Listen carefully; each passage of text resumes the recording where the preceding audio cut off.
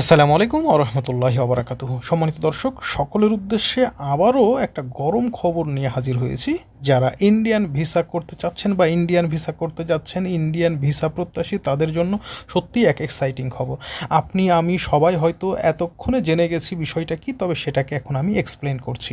বন্ধুরা, আপনারা হয়তোবা জানেন যে বাংলাদেশে এই মুহূর্তে ইন্ডিয়ান ভিসা সেন্টার প্রতি সপ্তাহে 5 দিন স্লট দিচ্ছে। সেটা হচ্ছে দুপুর 2টা থেকে 12টা থেকে 5টা পর্যন্ত বা 5:30 পর্যন্ত।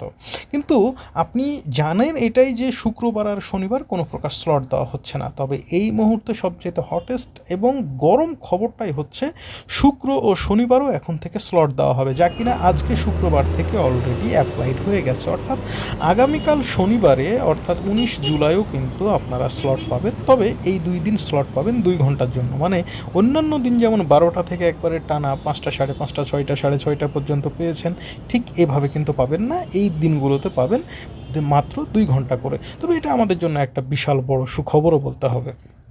বিশেষ করে কয়েকদিন আগে যেমন হলো, একদিনেই পুরো সপ্তাহের স্লট দিয়ে দিবে। যাই হোক, চাপ খুব বেড়ে গিয়েছিল, পরবর্তীতে সিদ্ধান্ত নেওয়া হলো না, প্রতিদিনই স্লট দেওয়া হবে।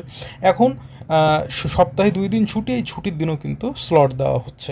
তবে স্লট পাওয়াটা এই মুহূর্তে একটু কঠিন হয়ে গেলেও আপনাদের জন্য একটা খবর জানানো খুব জরুরি মনে করছি। বিশেষ করে আপনি আমি সবাই হয়তো 12টা থেকে বসি, তারপর 5টা, 5:30 বাজলেই আমরা এনার্জি হারা হয়ে যাই যে বাস্তবে আজকে হয়তো আর আমরা স্লট পাবো না।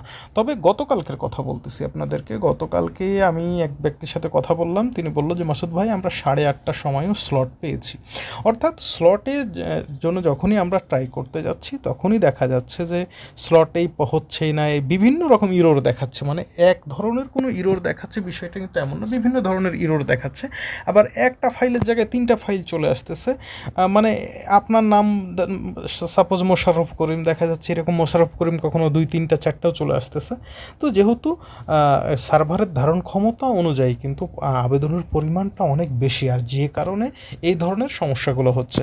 তবে আশা করা যাচ্ছে, গত পরশু দিনের একটা ব্রিফ দেখলাম ইন্ডিয়ান হাই কমিশনের, তারা চেষ্টা করতেছে আরও কয়েকটা আগামী মাসের মধ্যেই আরও কয়েকটা আইভ্যাক্স সেন্টার খুলে দিতে। আর এটা যদি হয় তাহলে চাপটা আরও কমে যাবে, ভিসার পরিমাণও বাড়বে।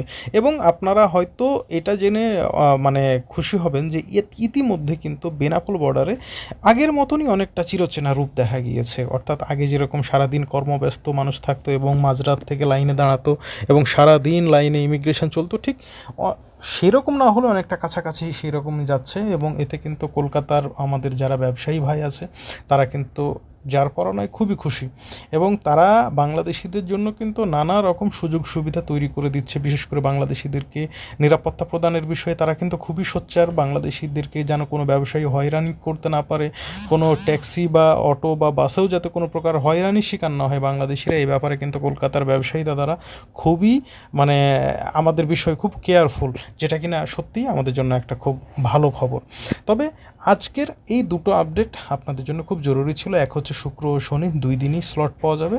এছাড়া যে আমরা ধারণা মানে যেটা জানি যে 12টা থেকে 5:30 বা 6টার পরে আর আমরা স্লট পাবো না, এই ধারণাটাও কিন্তু এখন ভুল। যেহেতু সার্ভারে অনেক বেশি জ্যাম, যার কারণে 8টা, 8:30 পর্যন্ত কিন্তু আমরা এখন স্লট পাচ্ছি। তো বন্ধুরা, কেমন লাগলো অবশ্যই আপনারা কমেন্টস করে জানাবেন। আর কি জানতে চান সেটা অবশ্যই কমেন্টস করে জানিয়ে দিন। ইনশাল্লাহ আপনার চাওয়া অনুযায়ী পরবর্তী ভিডিওটা আবারও প্রস্তুত হবে। সকলকে ধন্যবাদ। আসসালামু আলাইকুম ওয়া রাহমাতুল্লাহি ওয়া বারাকাতুহু।